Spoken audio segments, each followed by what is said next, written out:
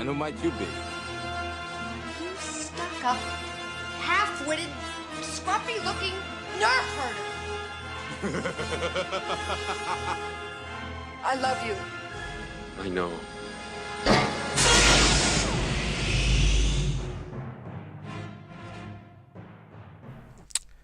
Hello everyone and welcome to Frozen in Carbonite. I know it's been a long time since I've made a video, but I felt like making one out of the blue, and I've come up with a random idea of what to do for my video. So without ado, let's get to it. Right then everyone, I have a random number generator, and anyone who knows the LCG well will know there's between officially 1 and 289 objective sets in the game. So my idea is to basically randomly generate a number, find it in my collection, and then we'll have a little talk about it for about 5 minutes. So our number that we are generating is 174. So to quicken things up, I have gone to Card Game DB, search for 174, see what we get. Ooh, Honor Among Thieves. Right, so just give me a minute and I'll get the set out. Right then everyone, we have Honor Among Thieves. It's not one I've used probably at all. It's Corellia traded, it's a 5/1, and its reaction is after an opponent plays an event card, remove one focus token from this objective, limits once per turn. So it doesn't turn off, which is good, and the likelihood of the enemy playing events is quite high, so it's not a bad objective. So our main in the set is 2 cost 2 health Mirex Terek. She's unique, smuggler, has 1 black bomb, 1 white, tactics, character rogue, and is reduce the cost of the first event card you play each turn by 1. Now, and she's got 2 force icons, so she's not bad. She's got a little bit of offense, little bit of defense. Once again, is reliant on winning the edge battle to get that tactics to go off.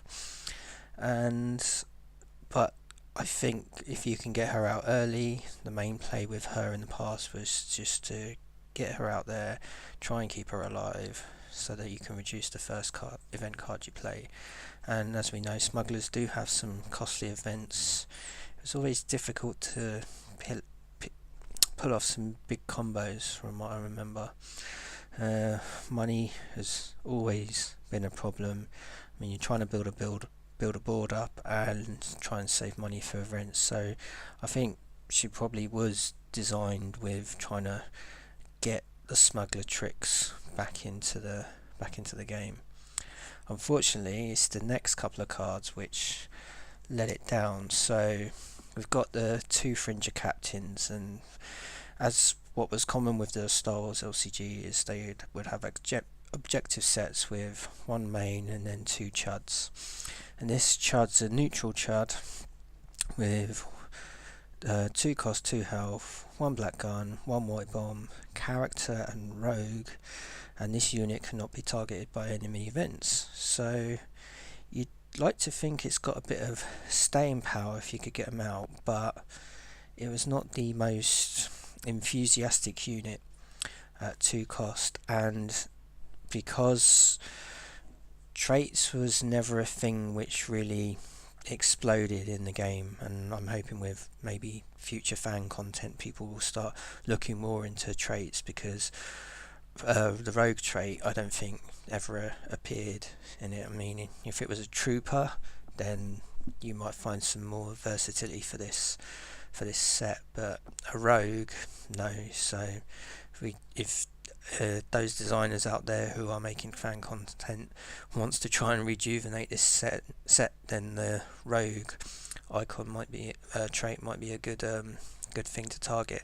The only thing I can say this now with where we are in the game with all the cards that are out is if if you're able to make the Allies of Necessity decks work with lots of neutral chuds with mixed colour decks, then with these guys not to be able to be targeted by enemy events with a little bit of staying power, then they have the potential to deal a lot of damage if you can get them into that type of deck and pull off lots of fake cards to boost their bombs or guns. So could be dangerous, but I get the feeling with 2 chuds that put a lot of people off from taking this as a 2-off, and then it was really hard to pick it as a 1-off, so that's probably why we don't see it about much.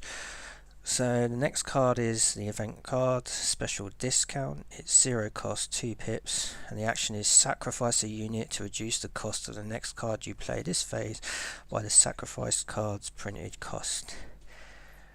It sounds good, but with the way the game is, the last thing the light side wants to be doing is sacrificing cards, unless either the person you're sacrificing is completely locked down and out of the game or almost dead, and that's the only advantage I could see possibly playing this card.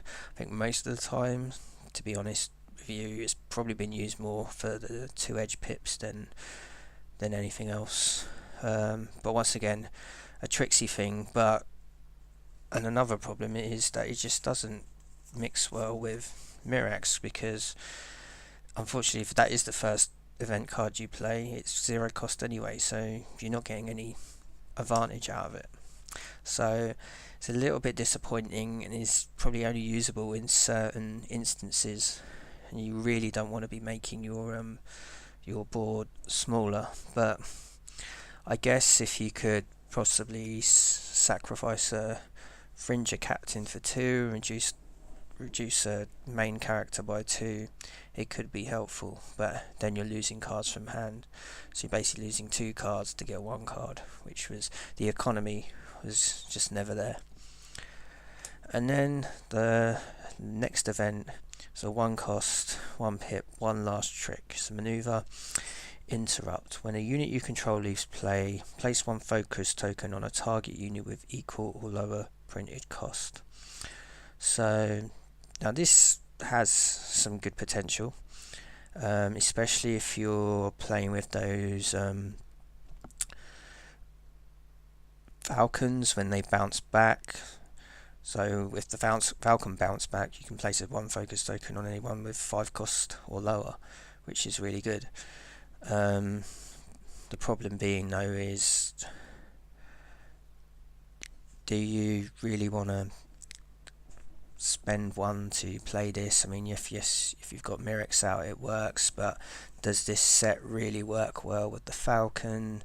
Is there any other looping, jumping in characters in and out of play that this could work with? I think at the time when this came out, there wasn't. You really didn't want to mix up your decks too much with other factions that had good bouncing mechanics, like the Jedi. The Jedi bounce in and out all the time, so this would have been good with them.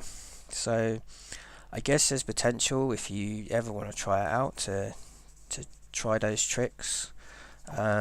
Can't say it ever really worked for me. I think if my memory recalls, some of the guys at Worlds in their side events when they were playing lesser known decks probably had this in there, so they could probably talk more to how good it played in those type of decks. But unfortunately this was one which sort of had good ideas, but I just don't think it was all there, which is a shame. But like you say, there's always potential to try and rejuvenate sets. I mean, you've got 3 rogue traded characters in here. I mean, if someone designs a set where an objective reduces the first rogue card you play by 1, could be useful. Make this set a lot cheaper. I can slide it in somewhere. Anyway, that's the end of Honour and Fees and this video. Hope you enjoyed it, and if I feel up to it, maybe I'll just make some more videos about random sets. Let me know what you think, let me know if you've played with this one, and let me know if you like the idea and like to see more. Thanks for watching.